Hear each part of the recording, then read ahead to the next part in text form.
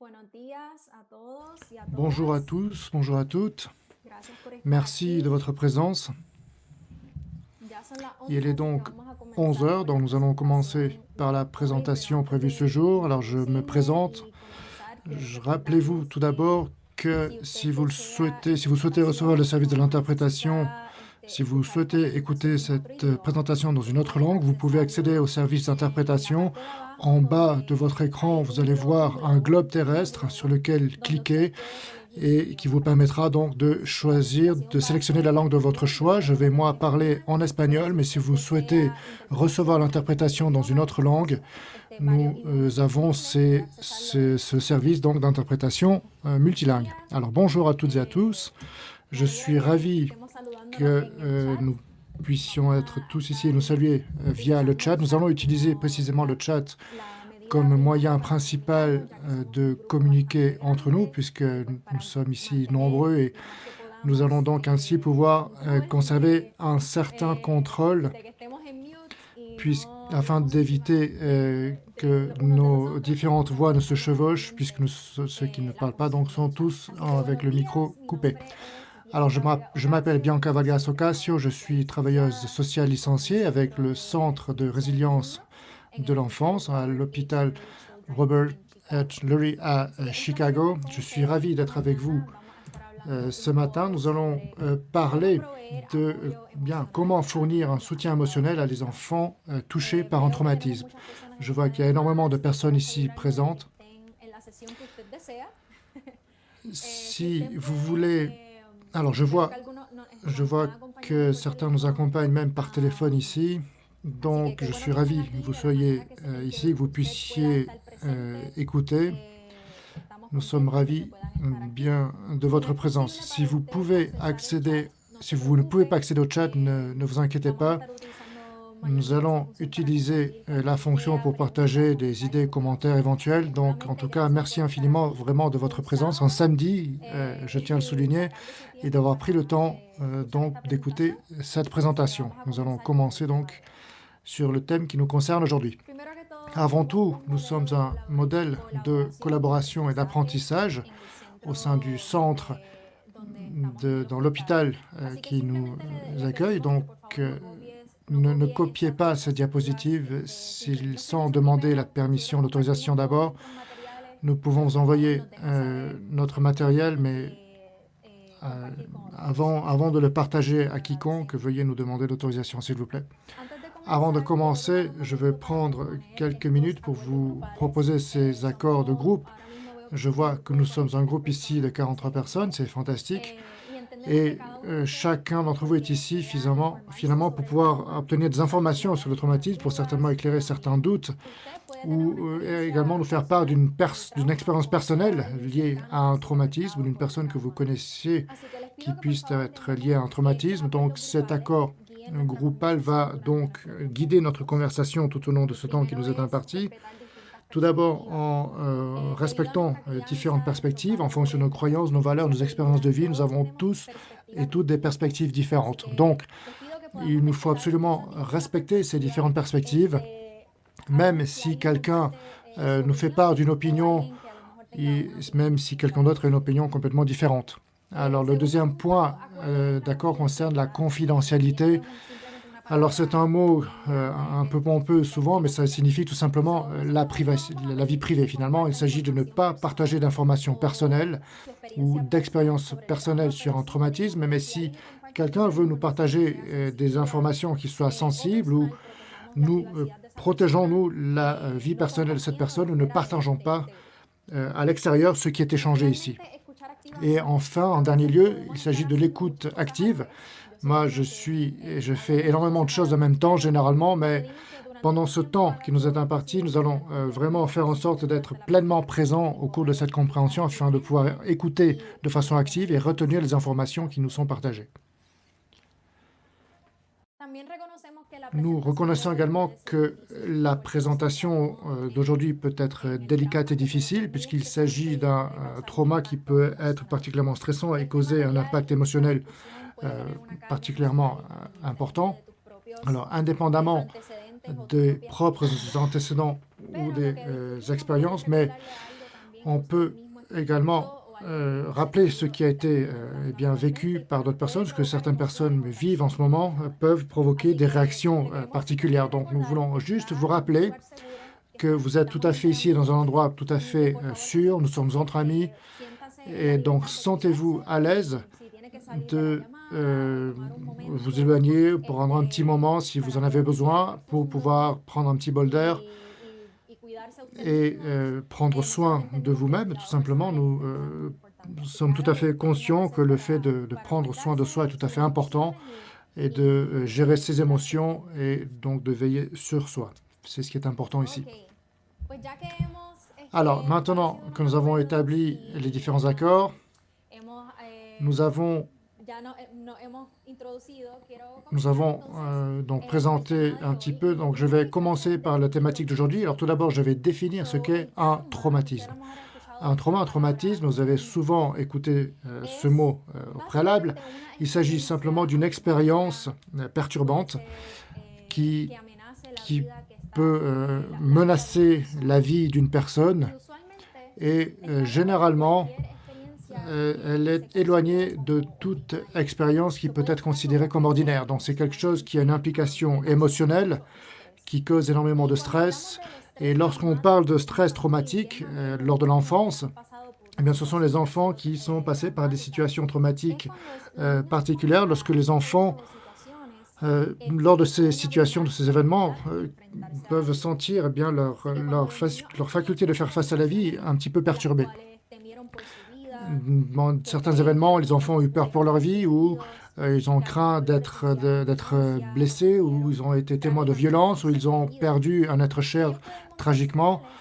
On peut voir ici, ils peuvent montrer des signaux de stress traumatique. Alors l'impact sur l'enfant de ces traumas dépend du degré de danger et de la réaction subjective face aux événements au cours de l'étape de développement, au cours de l'enfance. Par exemple, deux enfants peuvent réagir différemment au même événement. Disons que deux frères, par exemple, qui ont été impliqués dans un accident de voiture, eh bien, un enfant peut avoir la capacité de revenir à la normalité, de remonter en voiture sans problème, mais on peut voir d'autre part que l'autre frère peut tout à fait refuser de monter en voiture à nouveau ou être vraiment touché émotionnellement, et cela peut également l'affecter dans d'autres points de sa vie. Par exemple, peut avoir un impact sur sa volonté d'aller à l'école ou sa volonté de prendre un moyen de transport pour aller à l'école.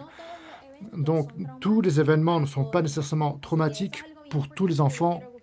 Ça, c'est vraiment quelque chose qu'il faut bien comprendre, que je veux que vous reteniez ça de la présentation. C'est que tous les enfants qui ont vécu des événements difficiles ne sont pas tous nécessairement traumatisés. L'être humain a cette capacité de résilience et de surpasser, de passer outre des expériences difficiles et traumatiques. Alors, il existe différents types de traumatisme. Je vais donc vous en parler, je les voici à l'écran. Il existe tout d'abord un événement aigu, pour l'appeler ainsi. Cela signifie un événement court et unique, par exemple un accident de voiture, ou ça peut être une agression ou un désastre naturel. Ce sont des événements qui ont un moment précis au moment précis auquel ils commencent, au moment précis auquel cet événement termine. Alors, le deuxième événement est un événement chronique. Alors, ces événements sont des événements récurrents sur le long terme. Par exemple, ça peut être une violence domestique, un abus. Et le troisième type de trauma, c'est un trauma collectif. Ici, par exemple, une guerre, par exemple, lorsqu'un groupe de personnes collectivement fait l'expérience du même type de trauma. Alors, je vais prendre un petit moment ici. Prenez un moment pour que vous puissiez réfléchir. Sentez-vous à l'aise de partager via le chat quel type de trauma de quel type de trauma avez-vous été témoin au sein de votre communauté ou quel type de trauma se sont passés au sein de votre communauté. Donc, j'aimerais voir spécifiquement savoir où est-ce que vous vivez. Je vois ici, Angelica me fait part d'un divorce. des êtres chers de la famille qui sont décédés, donc la perte d'un être cher, le deuil, le suicide, un abus sexuel, traumatisme du fait de la pandémie. Ça, c'est quelque chose que nous voyons de façon très proche, la violence domestique, les gangs, le phénomène de gang,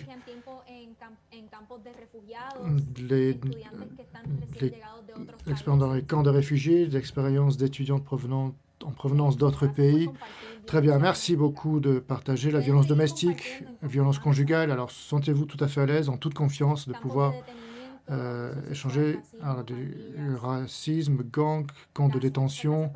Très bien, merci beaucoup d'avoir partagé. Alors, ce sont des exemples tout à fait pertinents pour que vous ayez une idée de différents types de traumas qui peuvent survenir au sein d'une communauté, par exemple la négligence et l'abus psychologique, physique ou sexuel, cela a été partagé, les désastres naturels, le terrorisme, la violence communautaire ou à l'école également. Il peut y avoir également, on peut être témoin ou vivre directement un événement dans des relations avec un petit ami, une petite amie, une relation avec les parents, également l'exploitation sexuelle ou commerciale des enfants, des accidents graves ou une situation précaire en matière de santé, ou une mort inespérée ou violente d'un être cher. Également l'expérience d'une guerre ou le fait d'être réfugié, et les familles de militaires également, dans le cadre du décès d'un père qui revient gravement traumatisé en fonction des blessures vécues. Donc, merci beaucoup d'avoir échangé, d'avoir partagé. Ce sont des exemples tout à fait pertinents. Continuons et voyons ici comment un traumatisme peut affecter le cerveau d'un enfant. Sur un événement normal, lorsque survient un événement, eh bien, ces mémoires sont emmagasinées, sont conservées dans la partie centrale de notre cerveau. Très souvent, on peut se rappeler de l'événement dans l'ordre chronologique, et comme si cela faisait vraiment partie de nous. Et nous sommes également capables de raconter cet événement en réactivant nos émotions, notre mémoire, nos pensées, et en disant, voilà, ceci m'est arrivé à tel moment, à tel endroit, c'est ce que je pensais à ce moment-là, c'est ce que j'ai ressenti. Lorsqu'un événement traumatique arrive, eh bien, notre capacité normale de pouvoir nous rappeler cet événement est submergée, notre mémoire est submergée, notre mémoire est fragmentée et dans différentes parties du cerveau. Elle est donc complètement dispersée. Et la mémoire, au cours d'un événement traumatique, n'a plus du tout de notion chronologique et les connexions dans notre centre de conversation elles se retrouvent bloquées. Donc ces fragments de mémoire liés à cet événement traumatique peuvent être déchaînés, peuvent se diffuser finalement, et la personne l'expérimente comme quelque chose de réel. Certaines odeurs, par exemple, qui rappellent cet événement, ou certains lieux, certaines images qui rappellent cet événement traumatique qui est arrivé. Et quelquefois, la personne traumatisée peut expérimenter des souvenirs rétrospectifs et sentir comme si elle était à nouveau là et comme si cet événement avait lieu à nouveau à cet endroit et à ce moment-là. Par exemple, c'est comme un cauchemar que l'on vivrait, mais un cauchemar bel et bien réel. Alors, sur cette diapositive, vous voyez ici un exemple de deux enfants de 3 ans. Le cerveau donc, de l'enfant à gauche, c'est un enfant qui n'a pas été impacté par un quelconque trauma, qui a toujours reçu des soins normaux, une prise en charge normale jusqu'à l'âge de 3 ans. Et à droite, on voit le cerveau d'un enfant qui a souffert de négligence. Donc, vous voyez les différences entre ces deux cerveaux. Vous pouvez utiliser le chat, la boîte de clavardage ici, si vous voulez vous exprimer. Quelles sont les différences donc les plus remarquables, les plus notables entre ces deux cerveaux? La taille, oui. Un est significativement plus grand que l'autre. La forme, on peut voir que les parties autour sont comme un petit peu repliées vers l'intérieur. Il y a des zones obscures également, des zones sombres sur cette radio. Donc, on peut voir que l'impact d'un traumatisme transcende, va au-delà des émotions et affecte le développement physique du cerveau. On voit donc comment les enfants peuvent être touchés et affectés dans leur croissance et leur développement. Alors, cela n'affecte pas seulement notre développement et notre cerveau, cela peut affecter également les réponses que nous pouvons fournir, puisqu'au cours du stress, les fonctions de notre cerveau sont clairement affectées, ainsi que les hormones du stress. Si vous avez écouté, vous pouvez lever la main physiquement pour ceux qui sont en vidéo, sur la fonction de fuir ou de se battre.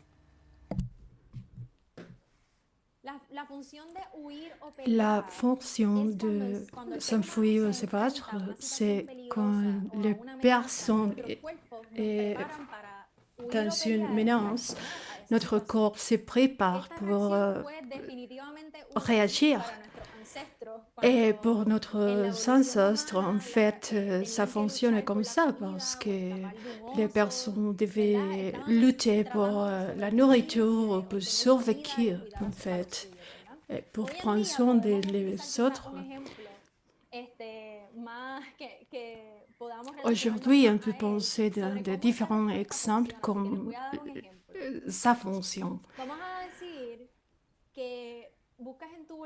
Par exemple, si on cherche dans les poches pour voir si on a notre nouvel iPhone et on ne peut pas le trouver, qu'est-ce qui se passe? Peut-être le corps commence à se battre très rapidement, on commence à suer, on commence à être très très nerveuse. Et qui arrive quand tu vois que le portable était seulement là, sur la table. Ton corps commence à se calmer et toute l'adrénaline commence à baisser.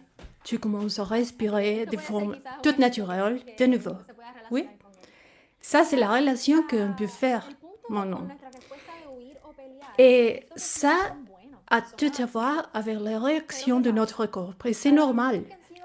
Mais pour les enfants qui font cette réaction de se battre ou de s'enfuir, c'est activé quand il ne devrait pas être activé. Par exemple, quand quelqu'un les frappe pour accident ou quand un adulte parle un peu plus haute, ou peut-être quand il perçoit une menace qui n'est pas une vraie menace. Bon, cette réaction s'est activée même si ce n'est pas vraiment une menace. Et aussi pour les enfants avec des histoires de traumatisme, les réponses sont trop longues. Ça veut dire que le cortisol et l'adrénaline ne retournent pas aux normalités parce que ça prend trop longtemps.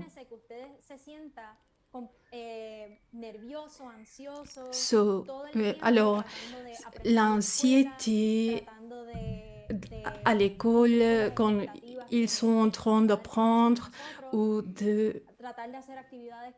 quand ils sont en train de faire des activités, il est tout plus difficile pour eux parce que ces réponses sont actives tout le temps et donc c'est plus difficile pour faire toutes les activités pour ces enfants.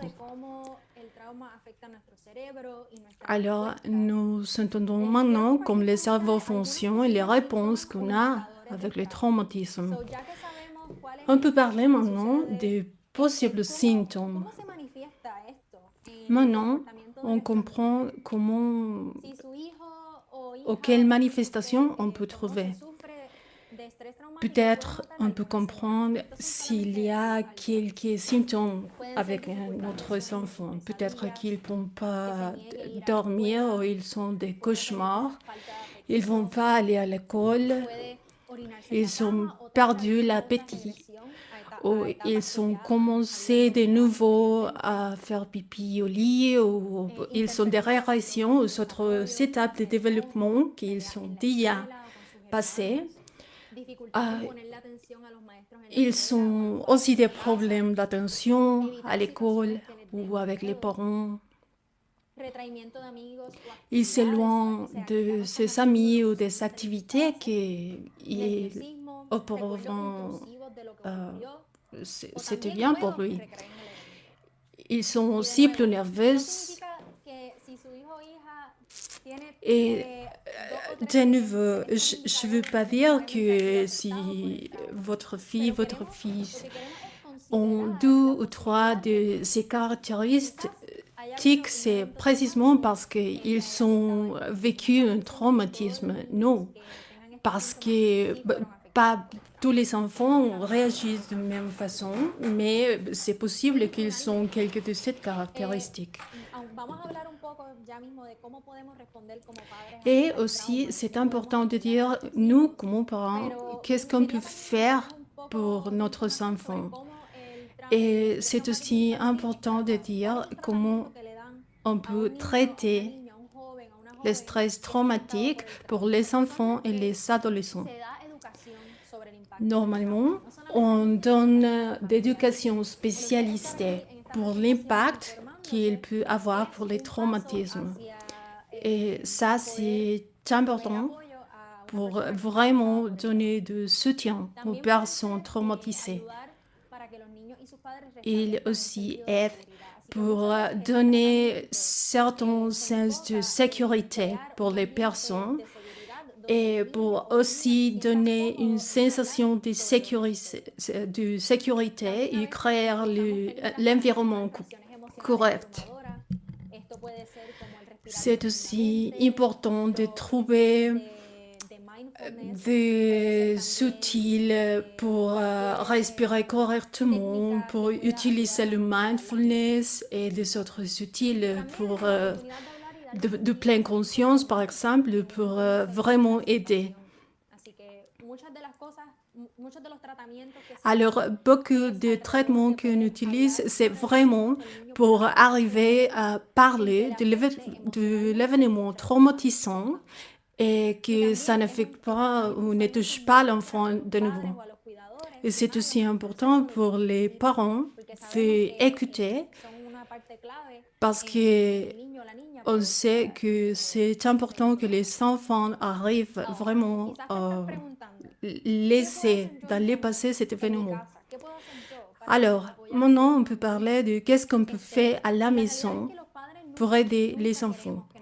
Parce que c'est sûr que les parents ne veulent pas que les enfants souffrent, de traumatisme. Mais c'est important que nous partageons notre sentiment avec eux pour qu'ils puissent aussi partager ces sentiments. Au début, c'est important de parler en général de la situation. On sait que l'incertitude nous donne de l'anxiété. C'est important pour nous, comme adultes, d'avoir certitude et de savoir qu'est-ce qui se passe. Et quand on n'a pas de réponse claire, normalement, les enfants commencent à prévoir des choses catastrophiques qui vont arriver. Mais on ne peut pas permettre que notre colère devienne en panique ou devienne en désespoir. C'est vraiment important aussi de faire valider les souffrances de notre enfant. Il faut aussi valider tout ça qu'ils sont et d'écouter attentivement et de ne pas faire de promesses qu'on ne peut pas faire. Parce qu'on ne sait pas si on va vraiment arriver à le faire. On peut vraiment dire, tu sais, je n'ai pas toutes les réponses, mais je vais faire mon mieux pour t'aider.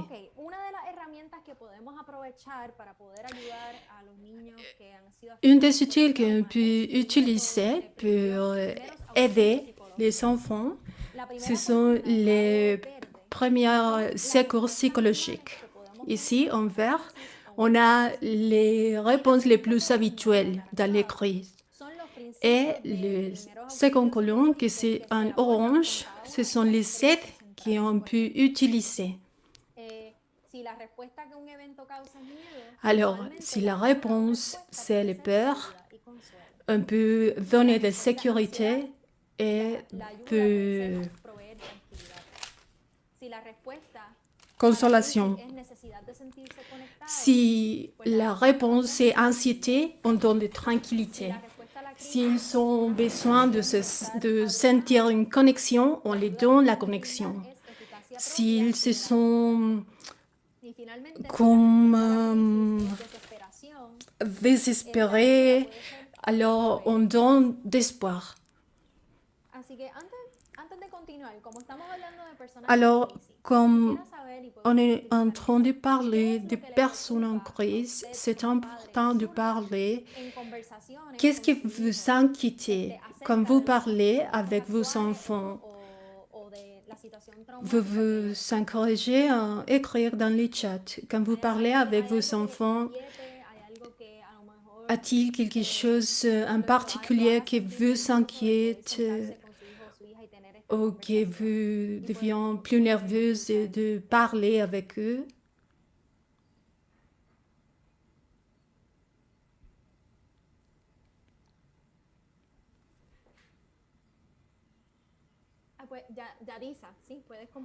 Clarissa, oui.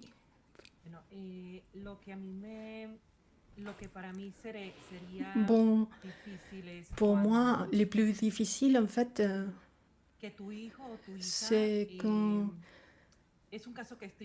mon fils, bon, par exemple, une mère m'a appelé parce que ne savent pas comment réagir parce que sa fille ne veut pas parler avec les parents parce qu'il avait des garçons à l'école qui se moquaient de son physique.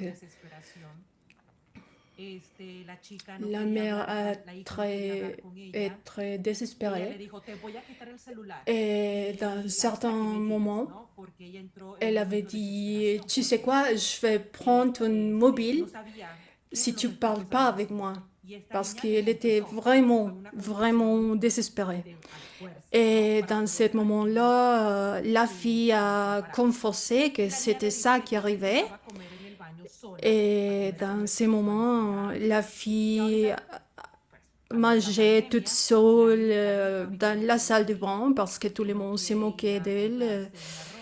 Et dans ce moment-là, la fille ne peut pas aller faire du shopping ou rien parce qu'elle sent qu'elle est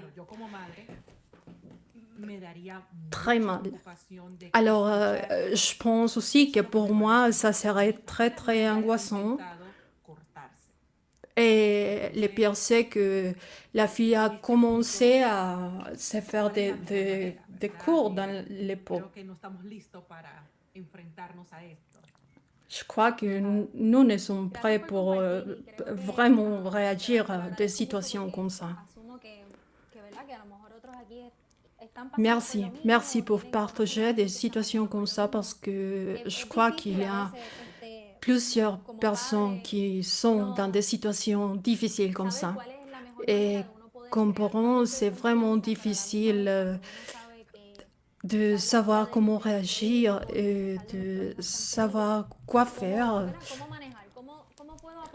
et comment donner soutien et aussi réagir avec la responsabilité des parents et donner de protection.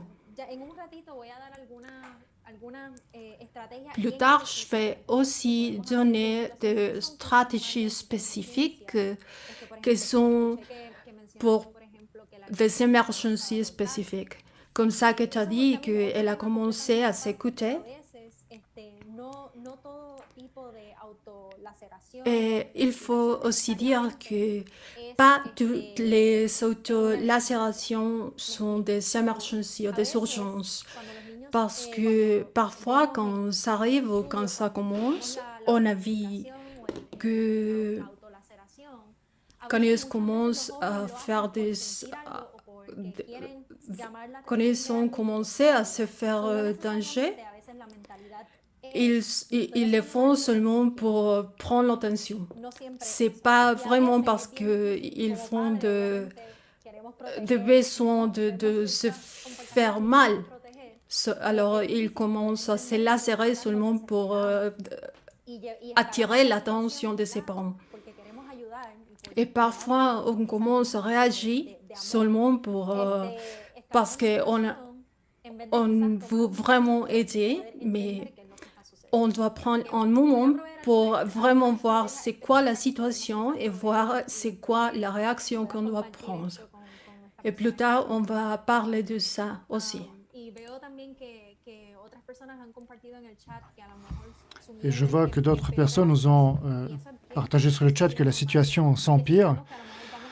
Et quelquefois, on a peur de dire une chose erronée et qu'on va au contraire empirer la situation. Alors une autre préoccupation que je vois, c'est que voilà, on ne peut pas aider, on n'obtient pas la réponse parfaite à la situation afin que les choses s'améliorent.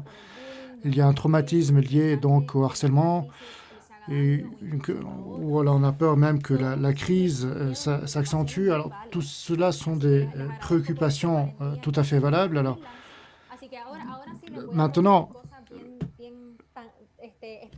je vais parler de choses tout à fait spécifiques qui peuvent être effectuées. Donc, si un enfant a peur de parler ou ne s'exprime pas, ou parce qu'il a peur de la situation chez lui, eh bien, on peut se rapprocher.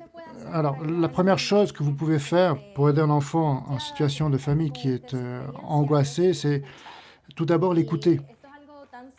Et c'est quelque chose de très simple pour une situation aussi complexe, aussi difficile. Il est beaucoup plus difficile de parler que de faire. Mais si vous êtes capable de bien faire en écoutant bien, eh bien, vous pouvez le faire d'une manière qui va au contraire libérer le traumatisme et ça va permettre donc de communiquer à la personne à laquelle vous parlez, bien que vous êtes une personne sûre et une personne en laquelle il ou elle peut avoir confiance. Donc il faut vraiment laisser les enfants guider leur conversation, ne les forcez pas à parler, laissez-les s'exprimer lorsque eux sentent qu'ils sont prêts. Et facilitez donc le temps, ne forcez pas la conversation.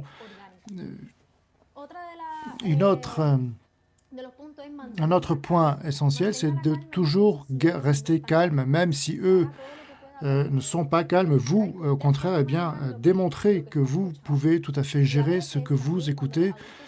Et quelquefois, même les adultes lorsqu'ils s'altèrent, ils commencent à s'énerver, eh bien, les enfants se sentent responsables, donc ils se bloquent d'autant plus, ils se renferment dans leur coquille. Et c'est d'autant plus difficile. Alors, d'autres stratégies que l'on peut utiliser, c'est utiliser un langage non verbal, donc une gestuelle, qui démontre un intérêt et une certaine affection, en se mettant vers l'avant, en montrant donc par le biais de la communication non verbale, eh bien, que vous êtes tout à fait disposé à les écouter. Et ce qui est important également, c'est de limiter les distractions, écarter votre téléphone portable, fermer les fenêtres, puisque la personne ne va pas forcément se sentir à l'aise d'échanger si elle est dans une situation où il y a des distractions. Donc il faut tout à fait limiter le plus possible les distractions et ne pas être multitâche à ce moment-là. Il faut également choisir un endroit qui soit serein, qui soit sûr également pour pouvoir développer la conversation. Par exemple, si on nous dit... si on vous dit, voilà, j'ai envie de parler, de me dire ce qui s'est passé, si vous vous dites, oui, on va en parler plus tard, et vous pouvez dire à l'enfant, oui, ok, c'est très bien, là, c'est le bon moment, puisque quelquefois, on peut oublier tout simplement parce qu'on est pris par nos activités, donc il faut vraiment prendre conscience que la relation de confiance est importante. Encore une fois, laissez-les partager, laissez-les parler sans les interrompre. Alors, c'est aussi difficile souvent puisqu'on veut donner des conseils lorsque quelqu'un nous partage quelque chose et on a une idée d'une solution qui nous vient à l'esprit et on veut rapidement la partager. Eh bien, il faut essayer au contraire de laisser la personne, l'enfant ou la famille partage, donc laisser parler sans interrompre. Alors, même si quelquefois c'est difficile, puisqu'il s'agit d'écouter des histoires complètes jusqu'à la fin avant de proposer des conseils éventuels et essayer de réfléchir également sur ce qui a été énoncé. Les mots qui peuvent être utilisés, par exemple, si l'enfant ou le petit garçon, la petite fille vous parle de quelque chose et vous n'êtes pas certain d'avoir bien compris, eh bien, vous pouvez dire, alors, j'ai entendu dire, si j'ai bien entendu, ce que tu as dit, c'est cela. Par exemple, j'ai compris que tu te sentais frustré, j'ai bien compris, c'est ça?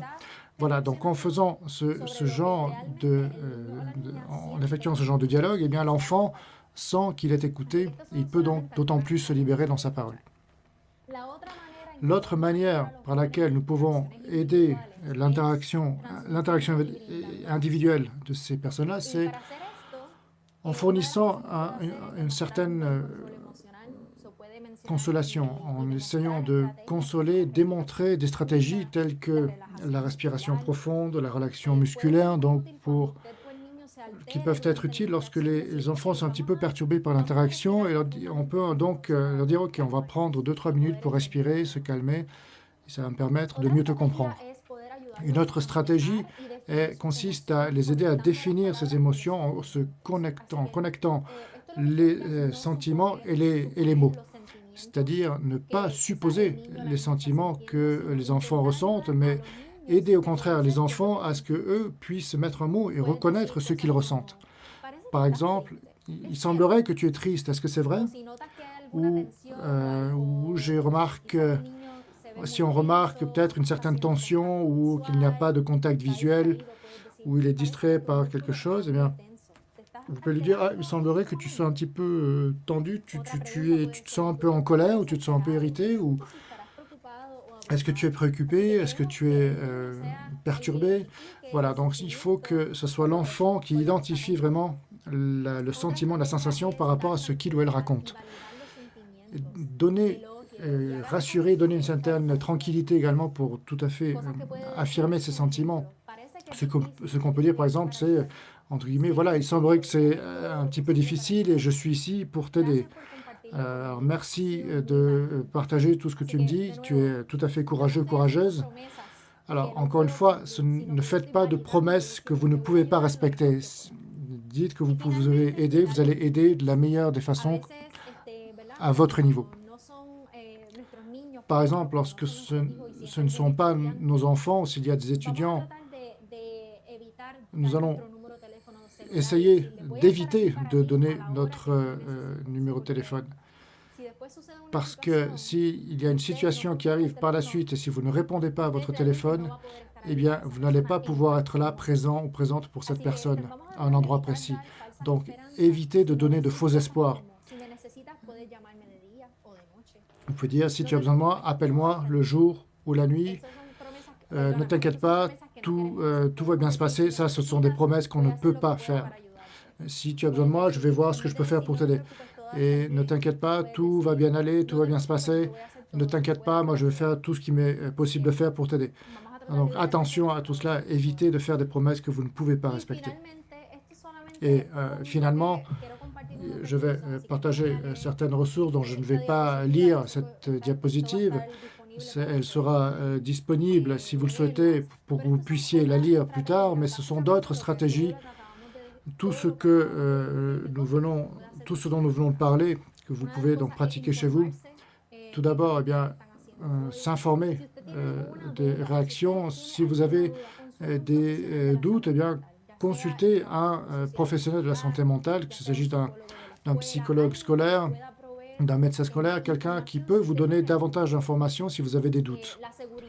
La sécurité, faire en sorte que l'enfant se sente en sécurité physiquement et psychologiquement, qu'il ressente, qu'il sache qu'il peut avoir une relation avec un adulte en qui il peut avoir confiance et que vous puissiez avoir des outils qui permettent de gérer les émotions. C'est ce qui est vraiment très important et ce que l'on doit vraiment permettre à un enfant. Donc, je ne vais pas lire cette diapositive, mais je vais vous proposer également certaines ressources ici. Dans le cas d'une crise, par exemple, si vous savez que la vie d'un enfant, d'une autre personne est en danger, eh bien, appelez toujours le numéro d'urgence, le 911, le numéro de la police ou des services de secours pertinents, vraiment, c'est la meilleure chose que vous puissiez faire. D'autres numéros également que vous pouvez avoir collés au frigo ou dans un endroit qui soit facilement accessible. Également, une ligne de crise sont des services donc par message texte.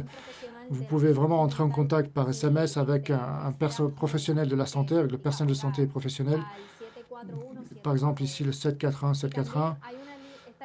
Et il y a également le numéro de la ligne d'urgence nationale de prévention du suicide.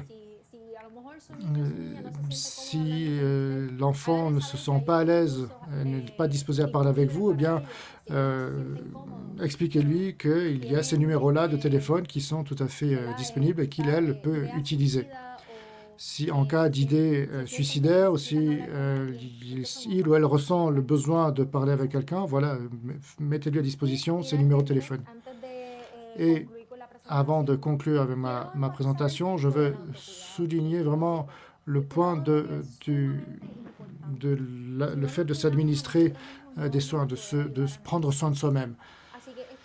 Ce sont les trois aspects ici les plus importants du fait de prendre soin de soi. Tout d'abord, avoir conscience de soi-même.